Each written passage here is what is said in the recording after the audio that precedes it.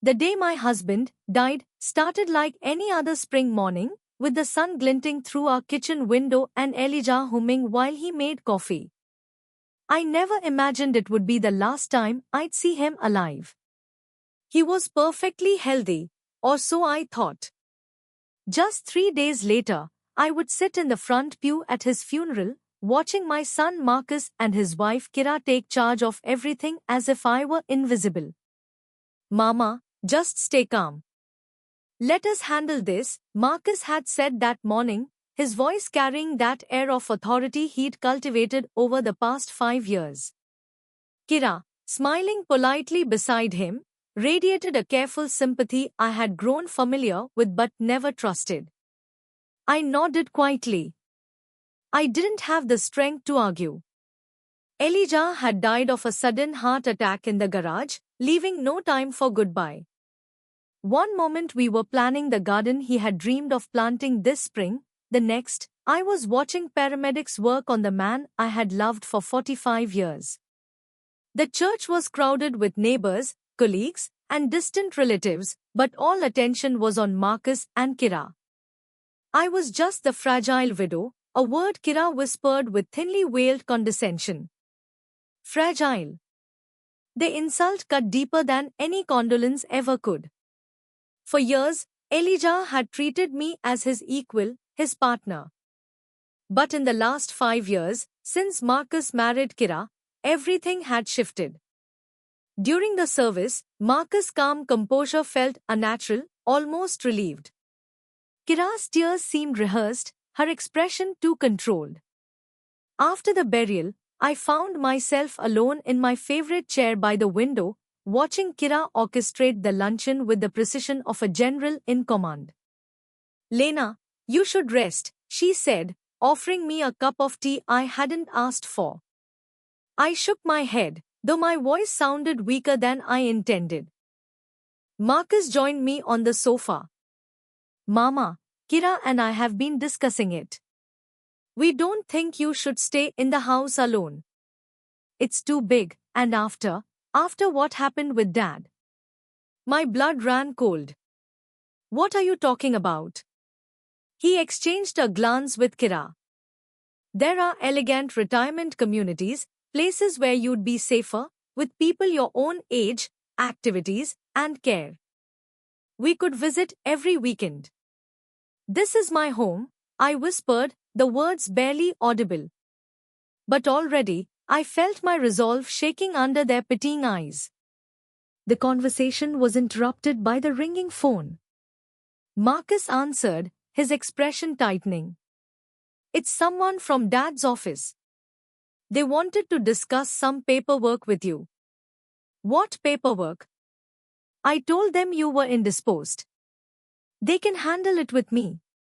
Something about his tone didn't sit right. Elijah had worked at the same company for 30 years. Surely I had a right to hear this.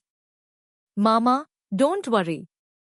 We'll handle it, Marcus said when I pressed him further. That night, after everyone left, the house was silent, oppressive with memories.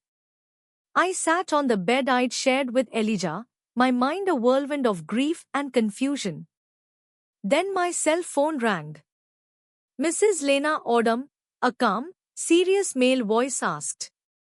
I'm Theodore Vance, your husband's boss at Sterling and Grant Financial. Mr. Vance. My throat was dry. I need to see you urgently.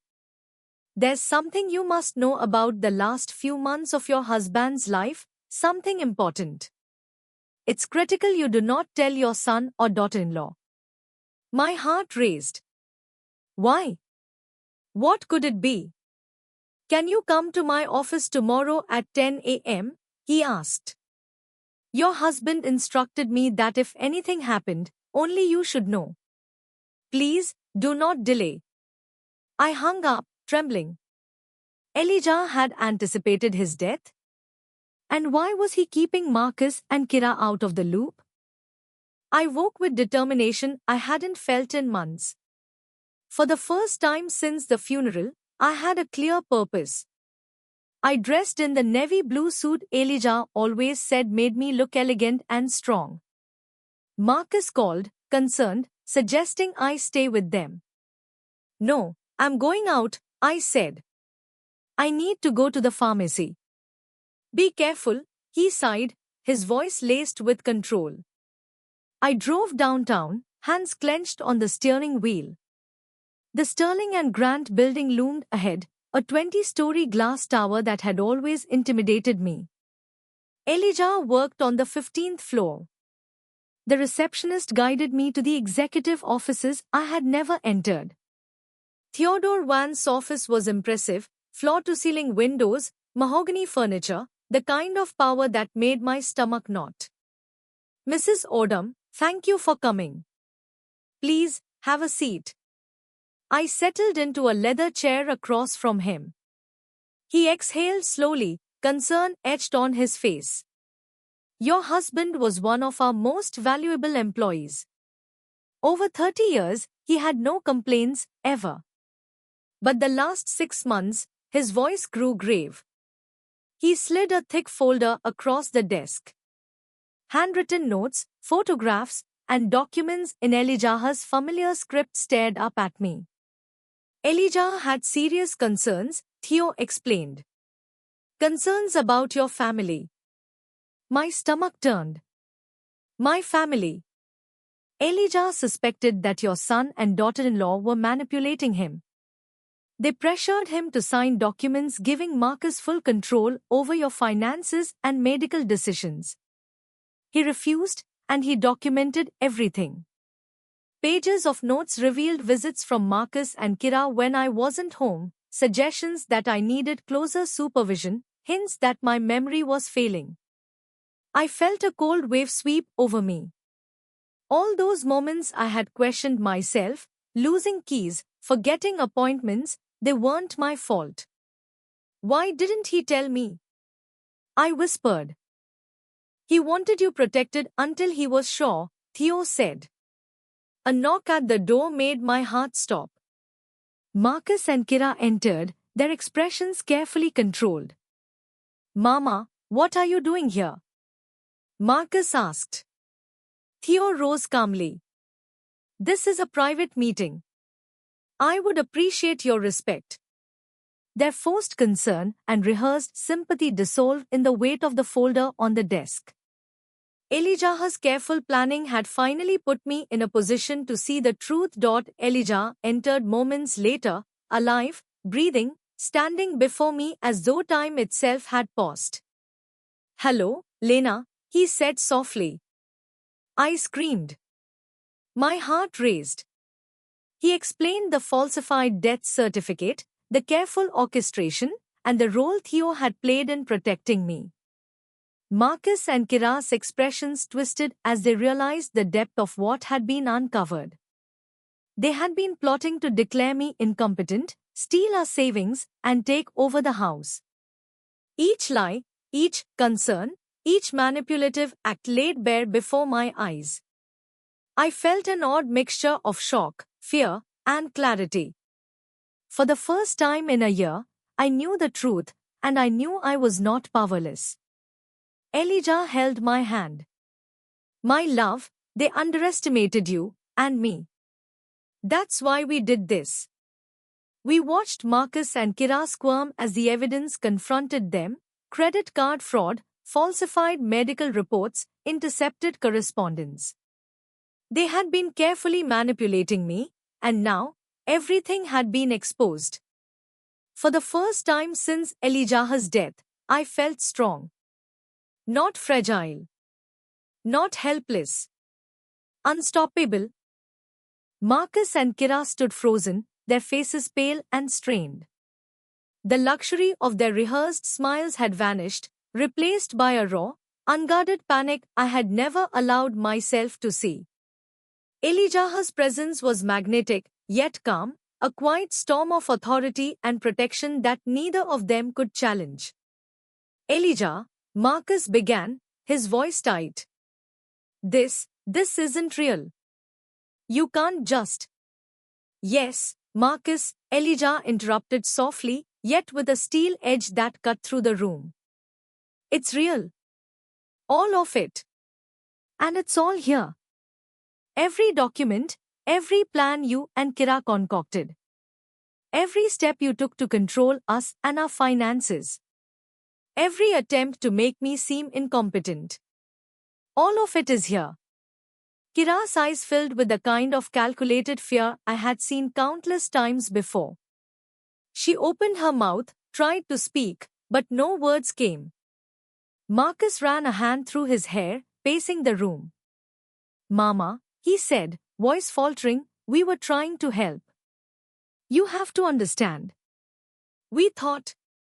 "You thought," I echoed, my voice cold, precise, and sharper than any blade, that declaring me incompetent would somehow make your lives easier. That you could speed up your inheritance. That you could manipulate your own mother while she grieved for her husband. Is that what you thought, Marcus?" Marcus flinched. Kira stepped forward, her hands trembling. "Lena, please, we didn't." "You didn't what?" I said. "Steal? Manipulate? Threaten your parents? Destroy the trust that should have lasted a lifetime." Elijah stood and moved closer to me, placing a protective hand on my shoulder. I felt a surge of courage and clarity that I hadn't experienced since before Elijah's death. "Everything we did," Marcus stammered, "was because of the pressure, the debts." "Debts?" I repeated incredulously. "That's your excuse? You gambled? You ran up credit cards in my name? You used my money to pay off your mistakes?" "Yes," he admitted, the word tasting bitter on his tongue. Kira tried again. "We thought the precautions were necessary, for your safety, Lena. We didn't want." "You didn't want what?" I pressed. "To protect me from myself?" "From what, exactly?" "From living in my own home? From making my own decisions?" Elijah's hand squeezed mine gently, grounding me. "Lena," he whispered. "They underestimated your strength. And your clarity." The folder on the desk lay open between us, revealing every hidden action Marcus and Kira had taken: forged documents, fraudulent credit cards, recordings of manipulated conversations, emails plotting control over my accounts, and handwritten notes detailing their plan to accelerate their inheritance at the expense of their parents' sanity and security. The truth was undeniable. Marcus and Kira had counted the days until Elijah's death. They had planned for me to be declared incompetent so they could gain access to every account, every property, and every asset we had accumulated over decades. I felt my hands shake, not from fear, but from the sheer release of all the weight I had been carrying. All the moments of doubt, of questioning my memory, of wondering if I was losing my mind, were suddenly illuminated. I had been manipulated, betrayed. And now, finally, I could see clearly. "Elijah," I said, my voice strong, unwavering, "for the first time in months, I'm not afraid. And I will not be controlled or threatened by them any longer." Marcus tried one last desperate tactic. "Mama, Dad is manipulating you. He's..." "Elijah," I said, cutting him off, "is protecting me. Protecting us. And now, we protect ourselves." Kira began to sob, but it was the cold, strategic kind of crying designed to elicit guilt. I recognized it immediately. The act, however, was powerless in the face of evidence and truth. "Elijah," I whispered, "what do we do now?" He looked at me, his eyes steady, unwavering. "We set boundaries. We reclaim our life. And we ensure that they cannot harm us again, financially, emotionally, or psychologically." The room was heavy with the weight of realization. Marcus' bravado had evaporated, leaving only fear and confusion. Kira's calculated composure cracked entirely, revealing the desperation that had driven them to betray the people they should have loved most. I rose from the sofa, feeling a strange exhilaration. Leave. Take your things and leave my home. Now. This ends here. Today. Marcus' voice trembled. You can't just cut us off. We are your family. Family. I said, my voice a cold wind slicing through the room. Family does not count the days until your parents die to benefit from their death. Family does not forge documents, steal money, and manipulate their own parents' reality. You stopped being family the moment you chose greed over love. Elijah nodded beside me. You are no longer a part of our lives. We will not see you. We will not speak to you. And you will have no access to any of our finances or properties. That is final. Marcus and Kira exchanged a panicked glance. I could see the shock, the fear, and the dawning realization that their schemes had unraveled completely. Marcus muttered something about legal action, but the words were hollow, desperate, and meaningless. I walked to the door, opened it, and gestured for them to leave. Slowly, they gathered their things, muttering under their breath. Their control, their manipulation, their carefully orchestrated plans, all of it had failed. And for the first time in over a year, I felt a strange, liberating peace. I had seen the truth. I had reclaimed my life. I had chosen to protect myself. As the door closed behind them, Elijah pulled me into a hug, and I felt a warmth and security that had been absent for far too long. We're safe now, he whispered. Yes, I said, tears streaming, not from grief but from relief. We are finally free. The following weeks were a whirlwind of legal processes, emotional recovery, and establishing a new normal. Marcus and Kira were investigated for financial fraud, falsified documents, and attempted elder abuse. I learned that their plans to manipulate me had been methodical, cruel, and deeply calculated. Through it all, Elijah and I focused on ourselves, on healing, on living in a life free from fear, manipulation, and deceit. For the first time in decades, we planned our days without consulting anyone else. We planted the garden Elijah had dreamed of, filled our home with art, music, and laughter, and began to rebuild the life that had been nearly stolen from us. And though I sometimes caught myself imagining a confrontation that never came, Marcus begging for forgiveness, Kira admitting her mistakes, I knew in my heart that our future would no longer be dictated by the actions of others. I had survived betrayal. I had reclaimed my autonomy. And I had learned that the truest strength sometimes comes from the courage to say, enough. The first morning after Marcus and Kira left, the house felt almost surreal in its silence. Every room was familiar yet strange, the memories that had once been comforting now tinged with betrayal. Elijah held my hand as we walked through the living room together. The sunlight streamed in through the windows, casting warm patterns across the floor, and for the first time, I noticed the details I had ignored for years, the intricate woodwork, the softness of the carpets, the way the garden outside had thrived even in my absence. We've survived this, Elijah said softly, brushing a strand of hair from my face. And we're going to thrive now. I nodded, feeling a surge of determination I hadn't felt in months. For too long, our lives had been dictated by Marcus' whims, Kira's schemes, and the constant fear of losing control over our home and finances.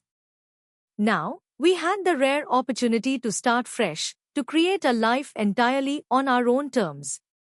The legal aftermath was complicated, but with Theo's guidance, we navigated it smoothly.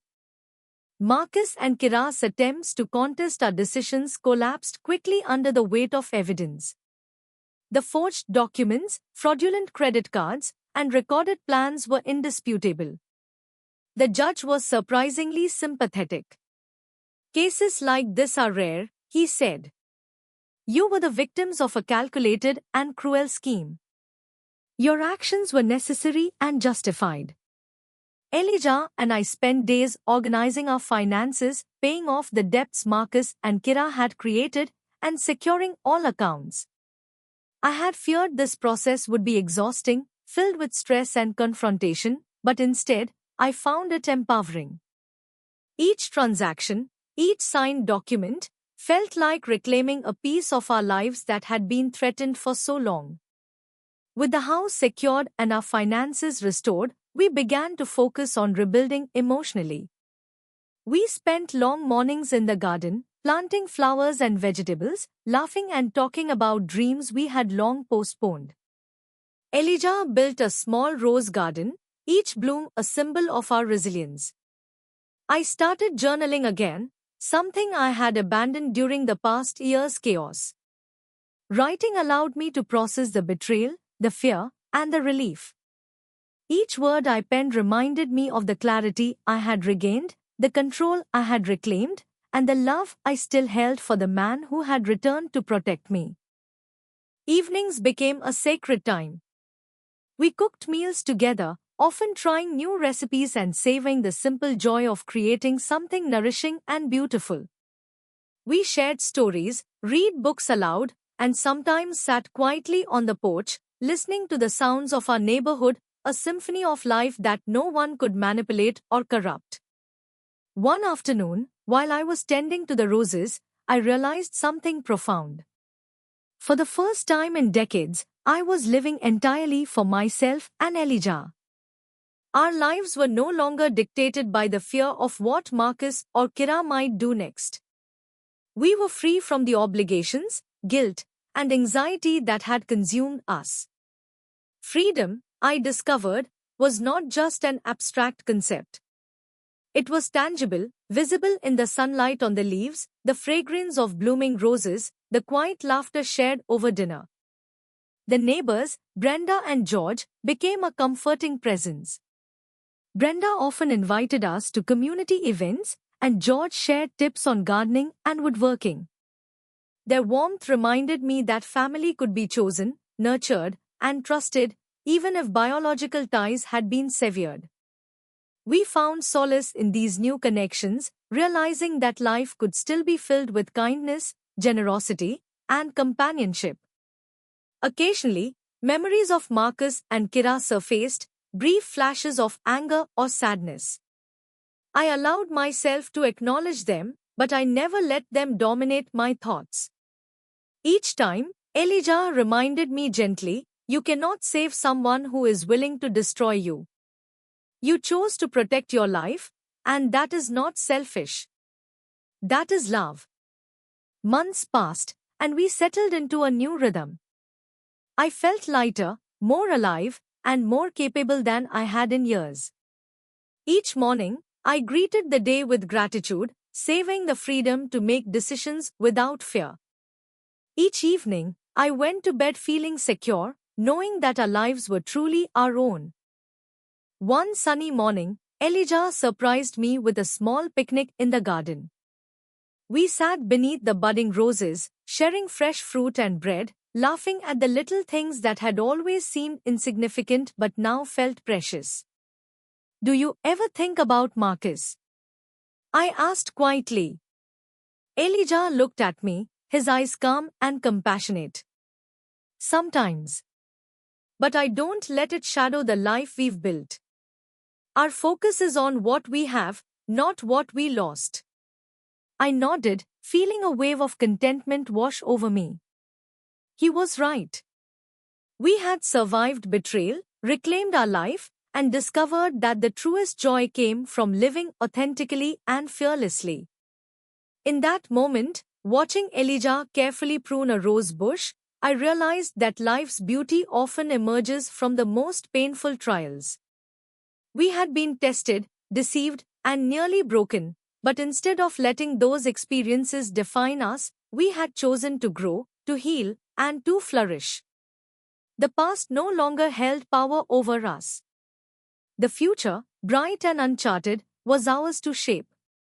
And as the sun dipped below the horizon, casting golden light across our garden, I felt a profound sense of peace.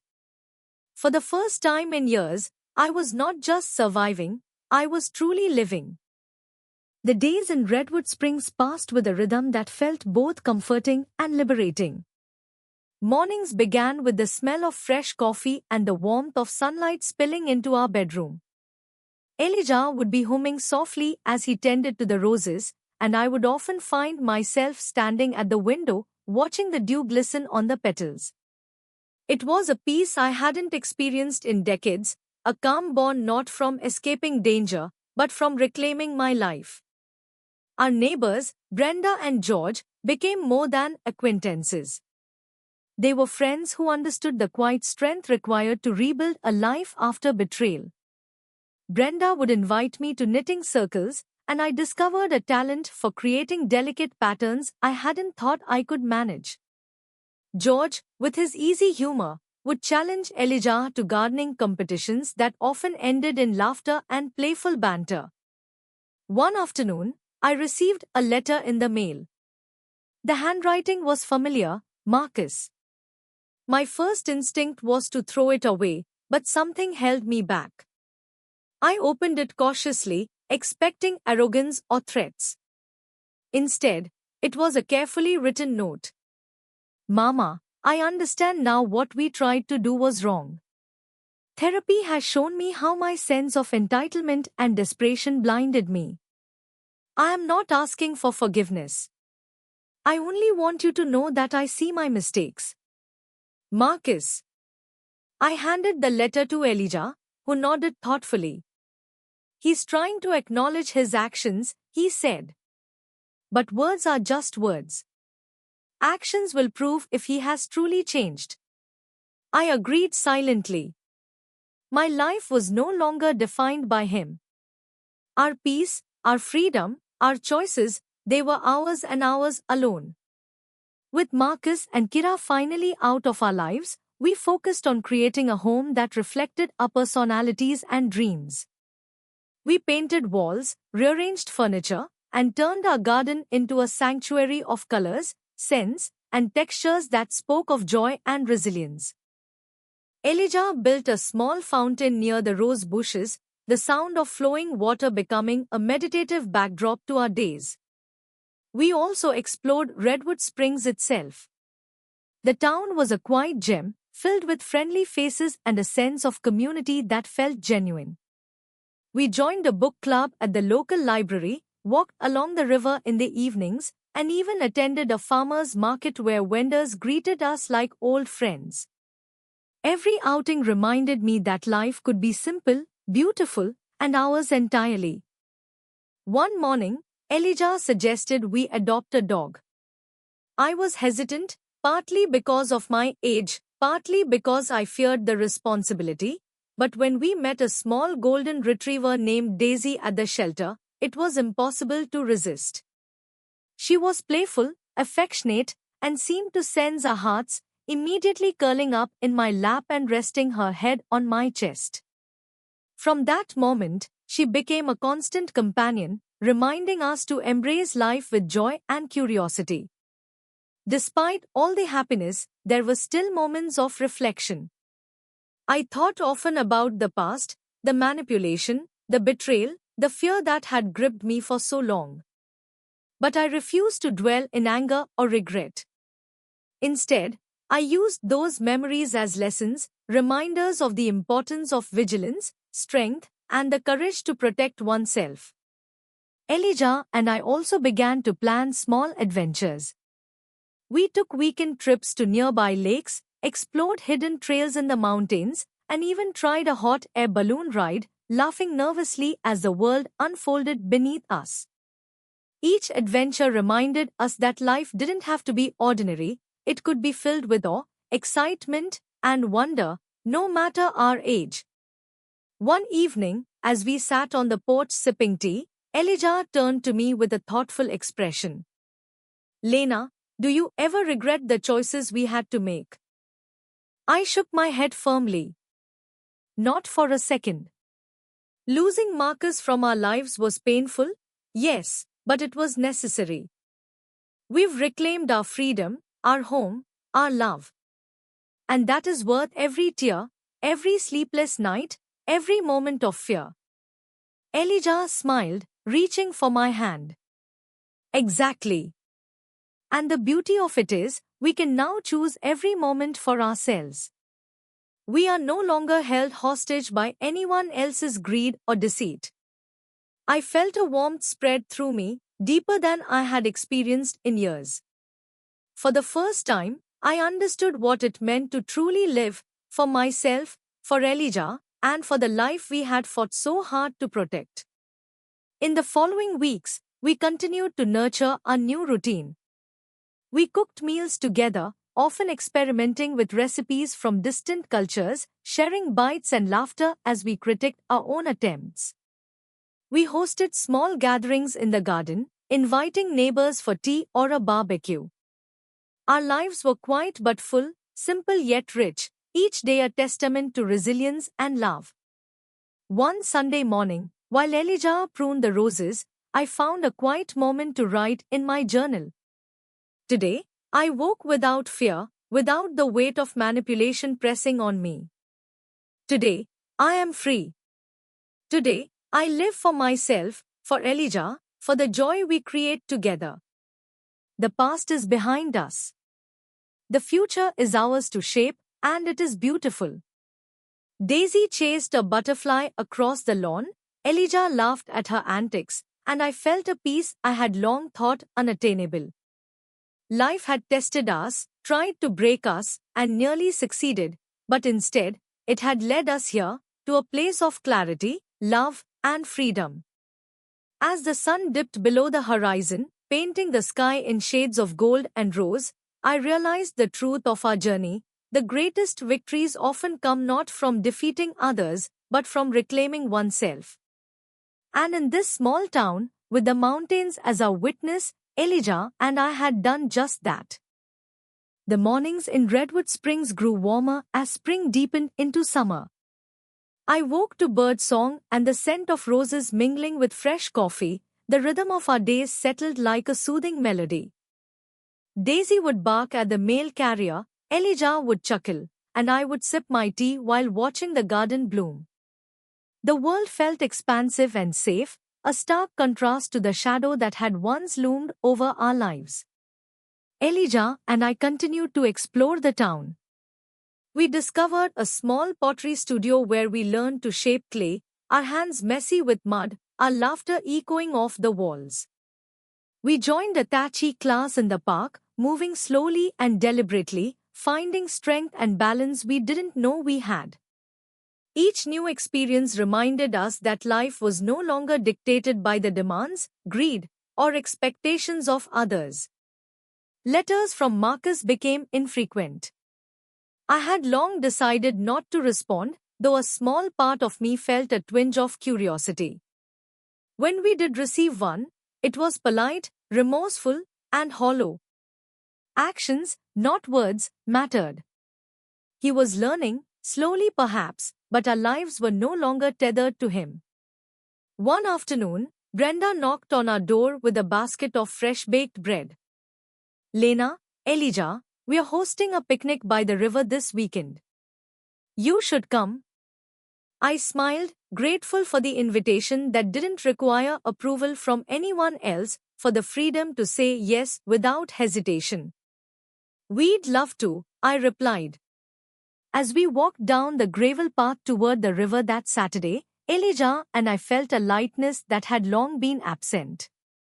Children ran along the banks, dogs chased frisbees, and the scent of fresh earth and water filled the air.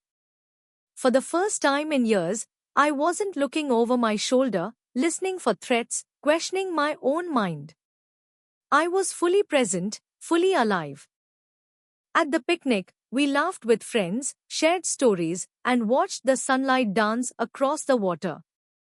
I realized that while the past had been dark and painful, it had also given us clarity and courage.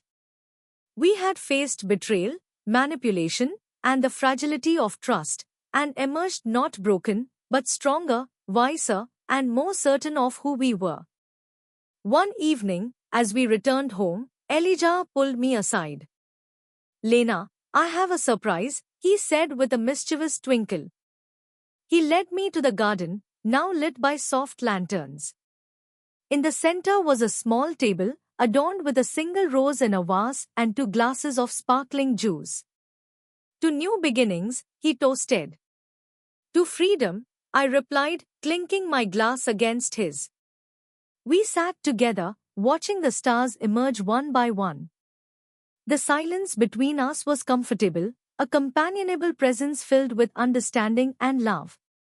I thought of Marcus and Kira, of the greed and deceit we had escaped, and felt neither anger nor sadness, only relief and certainty that we had done what was necessary. Days turned into weeks, weeks into months. Each day held small joys, the scent of baked bread, daisy-chasing butterflies, the first bloom of a new flower in the garden, the laughter shared over a clumsy pottery ball. Each moment was ours entirely, untainted by manipulation or fear. One morning, I found a letter I had begun writing to myself months ago, a declaration of independence and love for my own life. I read it again. "Forgive yourself for loving too much, for trusting too easily. Celebrate your strength. Celebrate that you chose your own life over the comfort of others. Live boldly, live fully, live for yourself." I folded the letter, tucking it back into the drawer with a smile. For the first time, the words felt complete, true, and fully lived. Elijah joined me, taking my hand. "Do you ever think about how far we've come?" "All the time," I replied. "But more than that, I feel ready. Ready for whatever comes next. No fear. No manipulation. Just us, together, living our lives fully." Elijah nodded, brushing a stray lock of hair from my face. "We've earned this, my love. Every hard decision, every fight for our freedom, it has led us here." And it had. That night, as we slept in our bedroom with a view of the mountains, I felt a serenity I had never known. No past regrets, no looming threats, no toxic family ties. Just the quiet, profound knowledge that life was ours to live, and we would live it fully. The years ahead were uncertain, as all years are, but for the first time in decades, I faced them with clarity, courage, and joy. Each sunrise promised another day of choice, love, and freedom. And as Elijah's hand rested over mine in the darkness, I knew one simple truth: the greatest freedom comes from reclaiming oneself, protecting one's love, and choosing life on your own terms. We had survived betrayal. We had conquered fear. And we were finally free.